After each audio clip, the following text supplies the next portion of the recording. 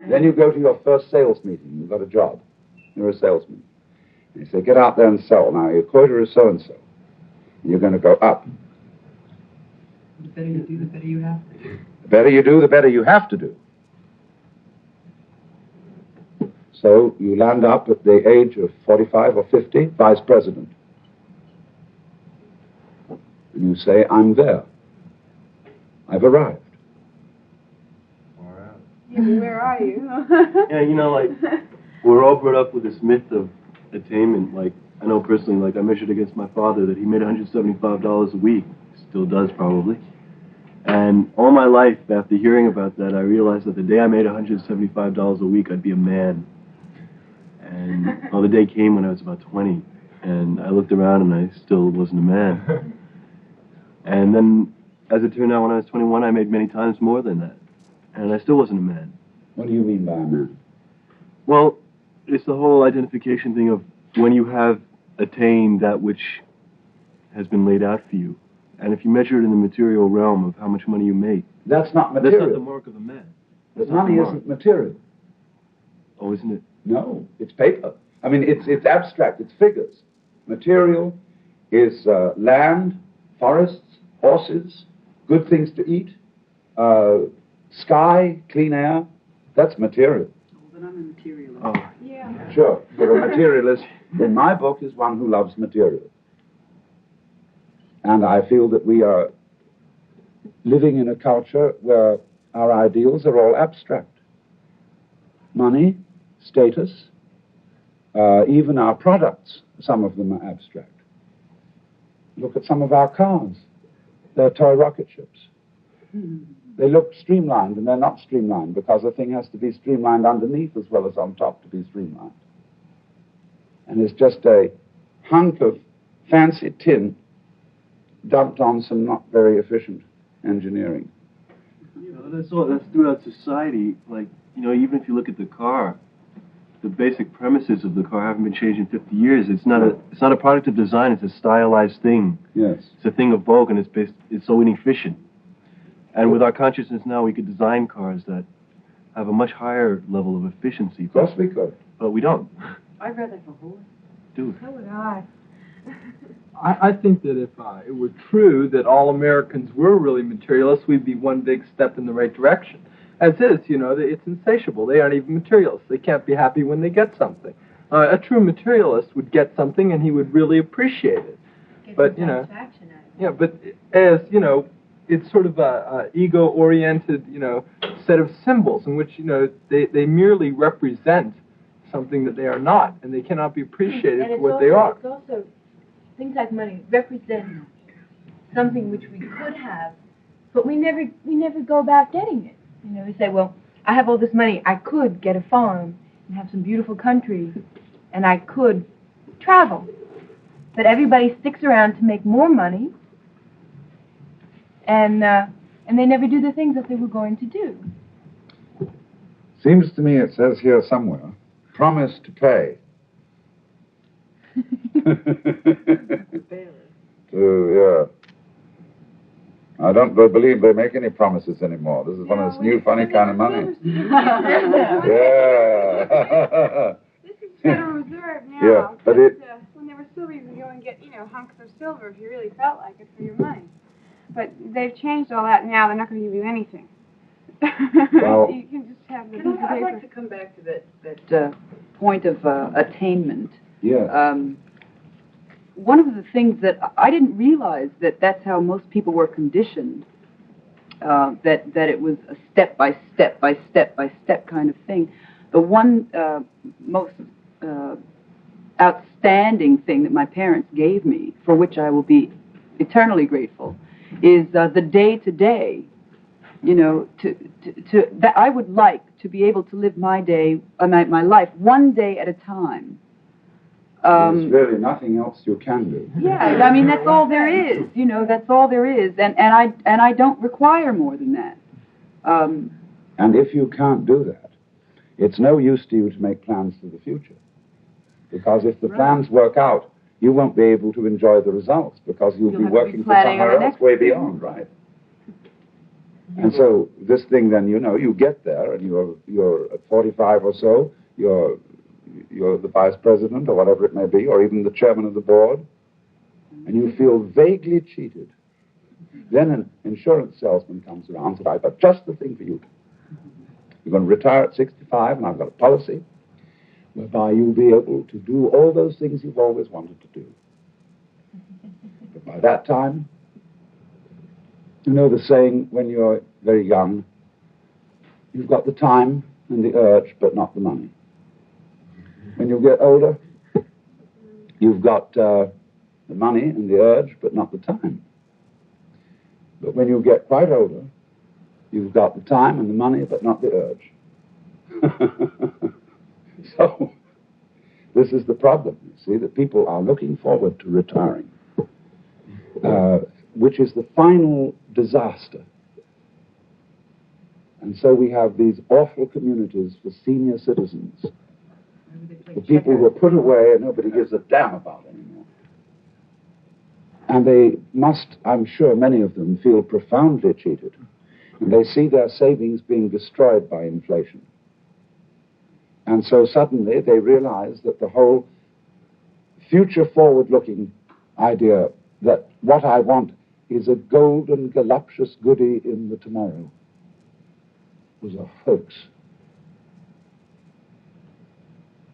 Isn't that whole thing because, I mean, I know that I have it inside me, and one of the things that I want is to decondition the ideas that have been ingrained in me that if you aren't always doing or busy, that you aren't worthwhile. You know, like I think that just to be able to sit down and relax and do nothing, I mean, people put you down for that, and sometimes you even put, sure, and even if you do it yourself, you feel vaguely, you know, like I'm not worthwhile, you know, because I'm just sitting around doing nothing. But to sit and actually do nothing, including not think.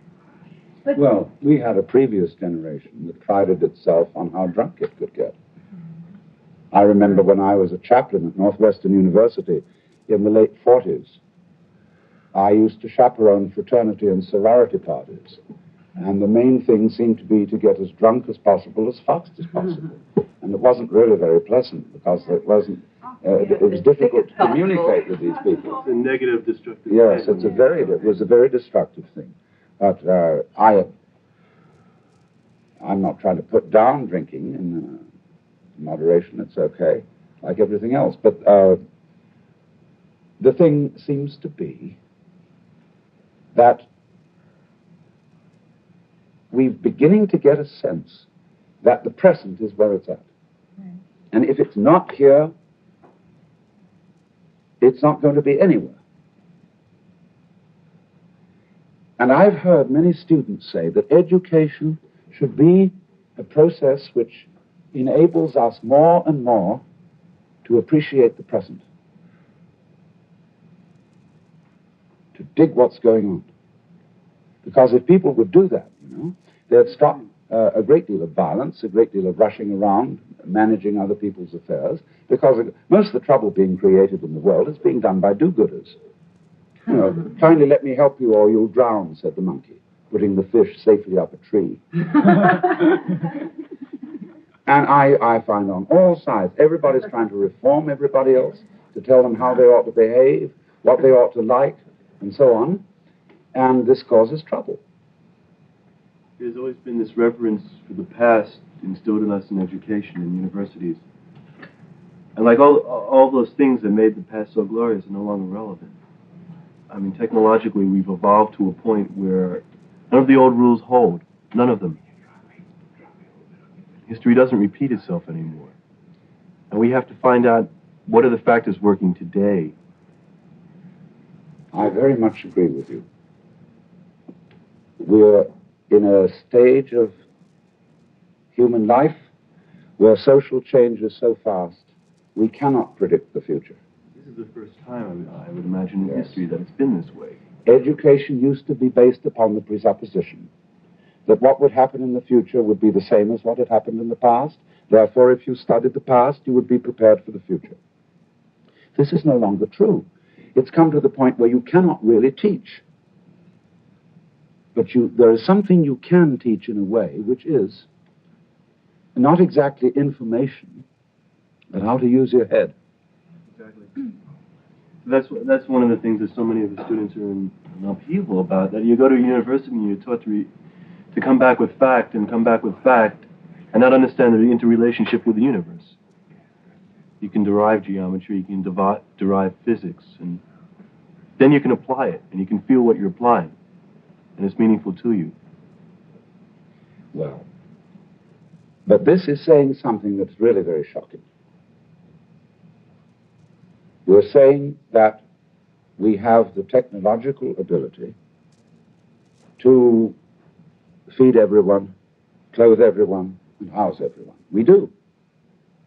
After all, the collective nations of the world have spent on wars since 1914 could have given every human being on earth a nice independent income.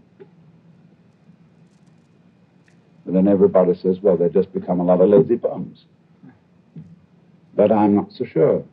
I think that, you see, we think about being a lazy bum as human nature, because we believe human nature is basically evil. Unless we are goaded, unless we're prodded, forced, kicked all the time. I think the problem is that we can give people all the things that they want, but we haven't learned how to find peace of mind. And you can't enjoy the things that you have if you don't have peace of mind. No, because you keep thinking that the possession of certain things will give you the peace. And as a result, you will eventually acquire, if you're a nice suburban resident, a closet full of skis, cameras, guns, tennis rackets, telescopes, binoculars, oars, which you never use. You thought when you got them that was a great thing, last about 3 days. I know women who go shopping every day. The tragedy is you turn on the television and you see a series and you see what other people have, and you get to think that you have to meet that mark of attainment to be Very successful. subversive remark on the station. Why not? But still, I just wanted to underline it. But this taboo against sitting. What is this? Yeah, we constantly fight to find something to occupy ourselves, even if we're together. Keep ourselves busy, And keep ourselves moving, but not our it destroys heads, the not flow. our minds. It destroys. Who do you see sitting like this? Buddha. What's he doing? I want to tell you a story. This comes from Gerald Hurd. Once upon a time, there was a man who found in an antique store a marble ear in a little package with a note wrapped around it in very ancient handwriting, which said simply, "Be back by 3." Couldn't make out what this was, but he knew a very great archaeologist. And he invited him and another friend to dinner to discuss this ear. And the archaeologist looked it over and over, and he said, I know what this is. I figured it out. It's perfectly obviously Greek. And I believe that this is the ear of the statue of the oracle at Delphi. And it's therefore an ear into which you whispered your wishes. Now you get 3 wishes. The first wish, the thing that first comes to your head that you think you want. And then you find out that that's not what you wanted. And the second wish has to be used in getting back to where you started from. And what you're going to do with the third.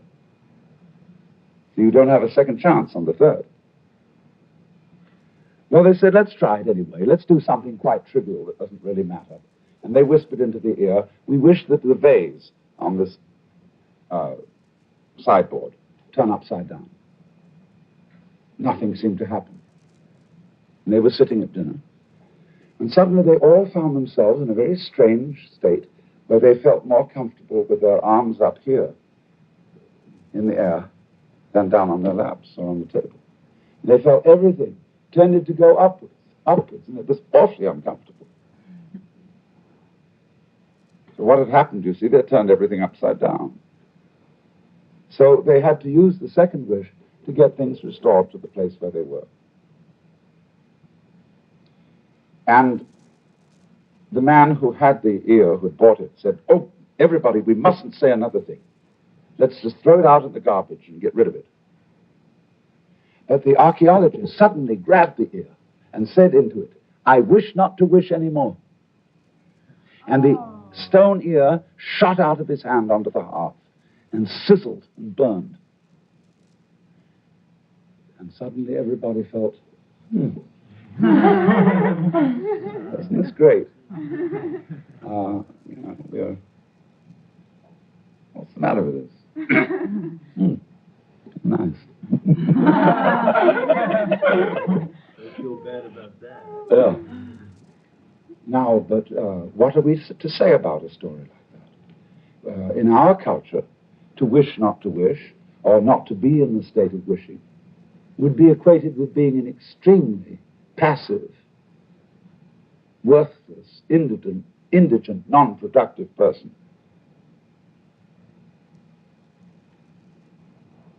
Do you agree with that?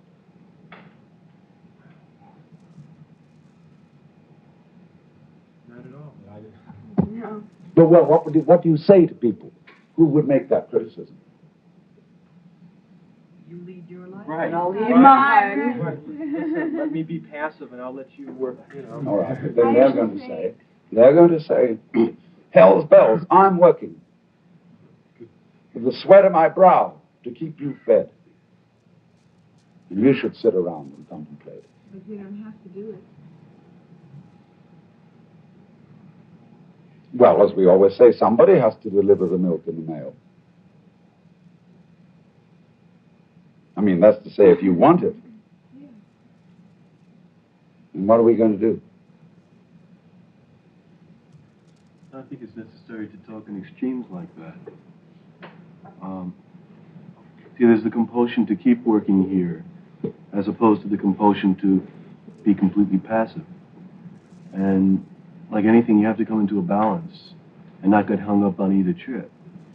Sure. Getting hung up on being passive is equally bad. Getting hung up on not enjoying yourself and always working. Everyone would probably sit around for a couple of days, and the milk and the mail wouldn't be delivered, and somebody would go out and get it. Like they did at Woodstock, they all, just got up and threw the garbage out. You were at Woodstock, weren't you? Yes. And you felt that it worked, Oh, yes. that it was a highly civilized gathering. Absolutely. I've just seen the movie of it. And it did seem to me to be some sort of a testimony to a very highly philosophical notion of politics called anarchy. Anarchy is not, of course, what most people suppose it to be. It was a theory of politics invented by Prince Kropotkin, that things on the whole will work better if left alone. And an anarchist is not a person who runs around bombing everybody in every direction and just disrupting the traffic. An anarchist is a sort of what the Chinese would call a Taoist, who, like when you sail a boat, is different from rowing. In rowing, you have to use effort, but in sailing, you go with the wind, and you use skill. See, that's more like the philosophy of anarchy. And the funny thing about the extreme right wing is that they are Kropotkin anarchists masquerading as fascists. They believe in less centralized government, free enterprise, not being interfered with, but the trouble with them is they alienate young people, especially by being prudish about sexual matters or about hair. The difference between the virtues and the radicals, Yes.